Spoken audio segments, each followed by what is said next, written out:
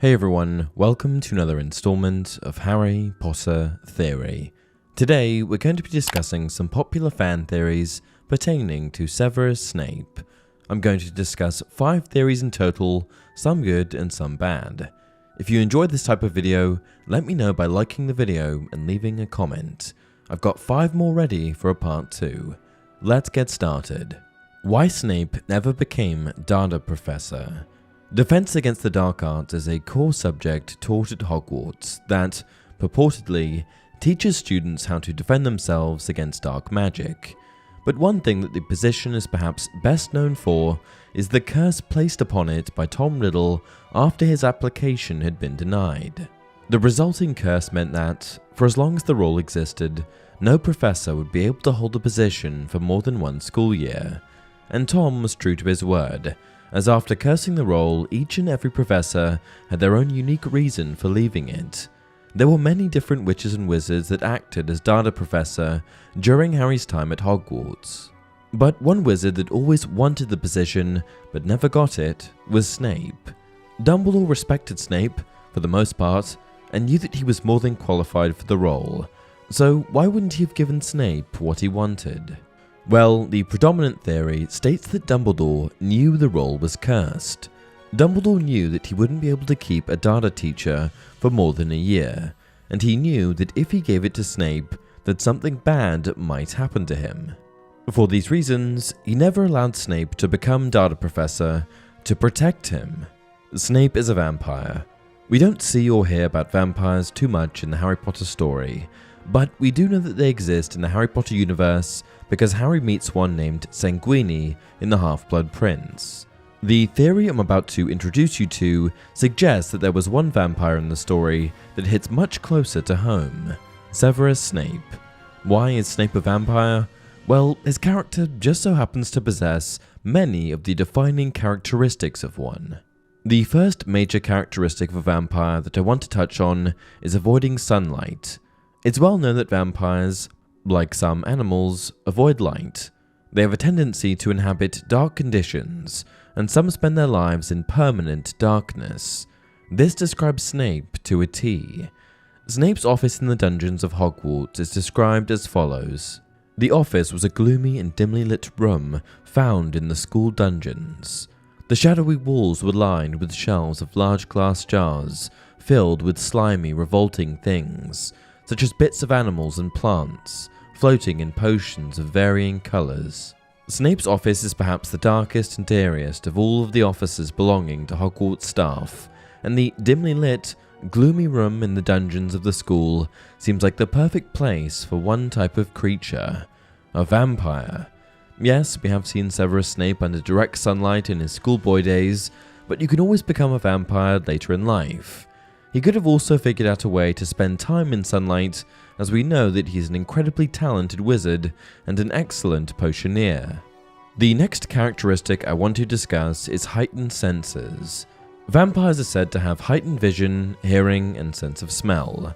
Though I don't have too many specific examples of Snape exhibiting super heightened senses, he does seem to have a habit of making an appearance whenever students are breaking rules, wandering out of their common rooms when they shouldn't be, or meddling in matters that do not relate to them. Sure, he's always lurking around the castle at night, but he also seems to be particularly aware of what's happening at the castle at all times. If you can recall the night that Harry wandered into the restricted section of the library with his invisibility cloak, you'll remember that he bumped into Snape and Quirrell. Even though Harry was under the invisibility cloak, an extremely advanced magical artifact, Snape still had a strong intuition that someone was there. This was shown by him reaching into the air. I think that this is a reflection of his, perhaps, heightened senses. Next up we have morphing, or in the Harry Potter world, transfiguration. Vampires are said to have the ability to morph into another form, like a bat, often behind the shroud of a cloak. After morphing, they simply disappear, creating the illusion that they have vanished, flying away from their aggressor. On one occasion, Snape does exactly this. In the Deathly Hallows, we see Snape jump from the tower of the Hogwarts castle.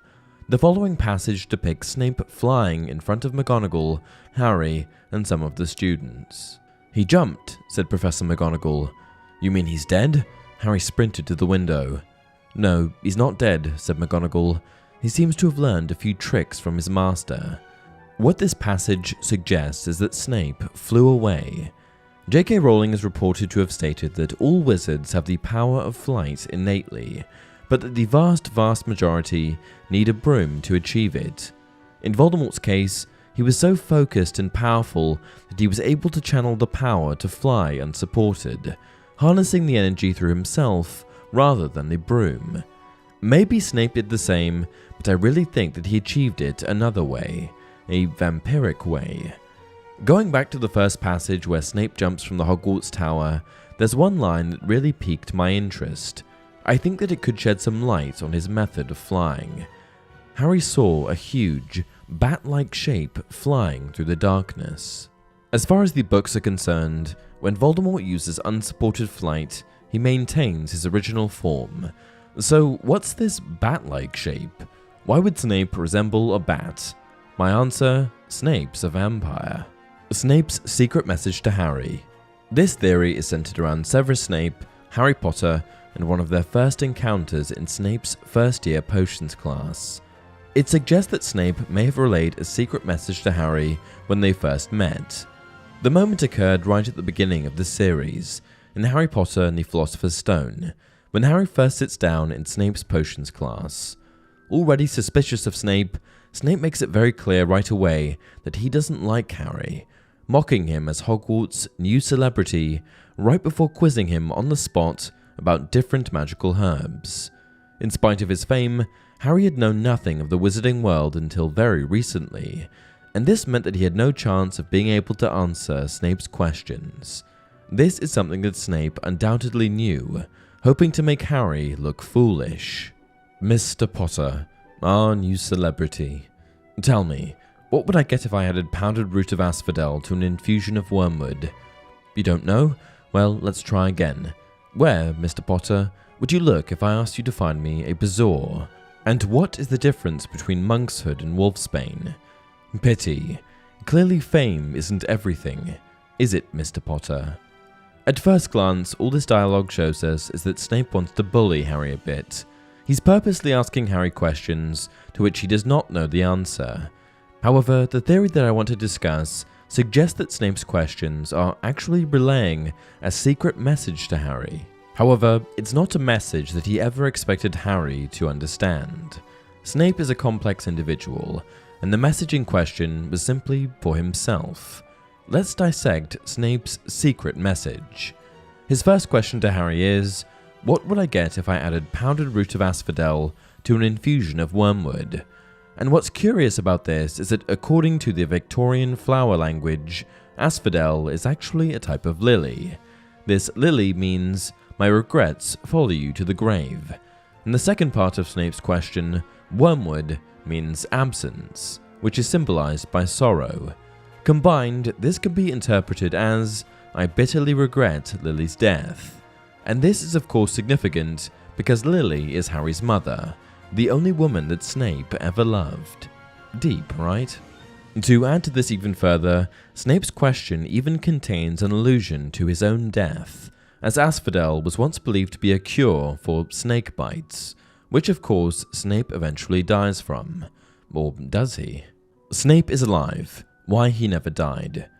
We see what we believe to be Snape dying in the Deathly Hallows, after Voldemort thinks that he needs to kill Snape in order to become the true owner of the Elder Wand.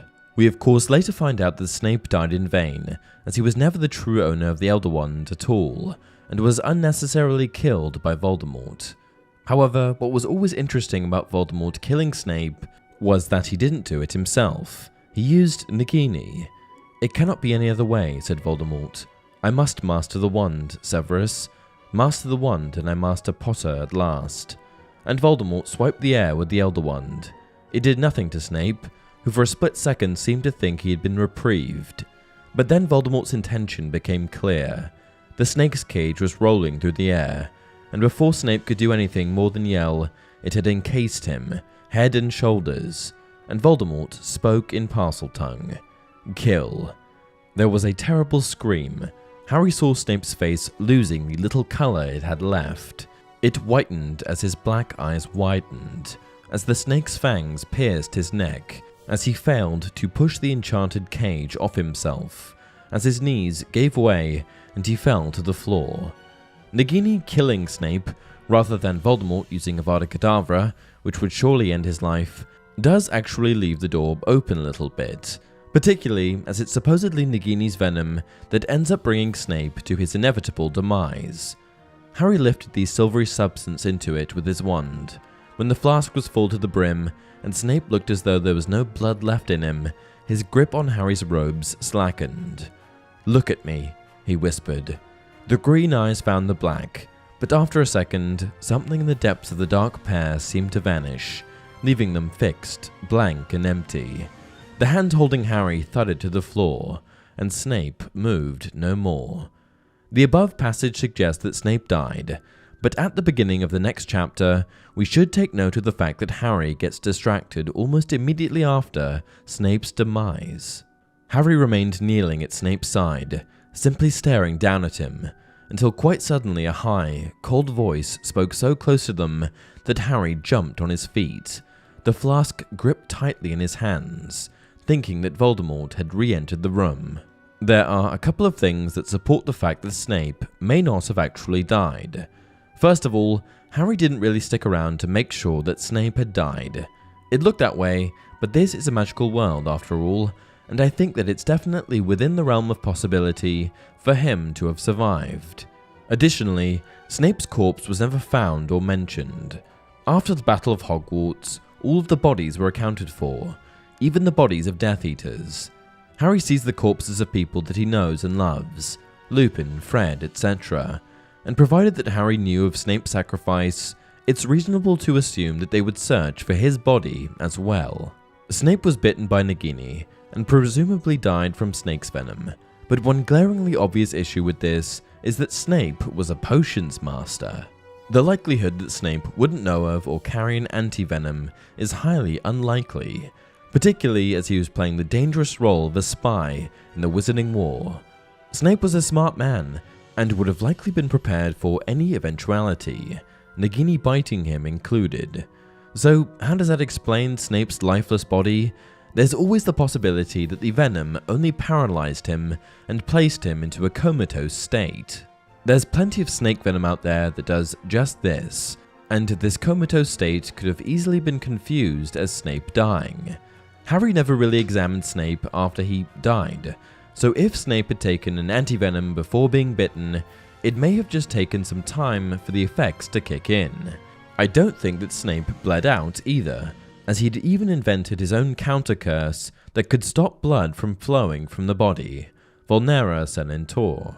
Another thing that could potentially support the argument that Snape never died is the fact that Harry never saw him in the Forbidden Forest. When Harry produces the Resurrection Stone, he sees the shades of his father, Sirius, Lupin, and his mother. All of these people were massively important in Harry's life. The fact that Snape wasn't there could work either for or against the argument that he never died. Here's why. First, it's important to note that the stone shows you your loved ones, and people who are massively important to you. Given that at this point, Harry was aware of all of these sacrifices that Snape had made, you'd expect that he would show up along with the other shades.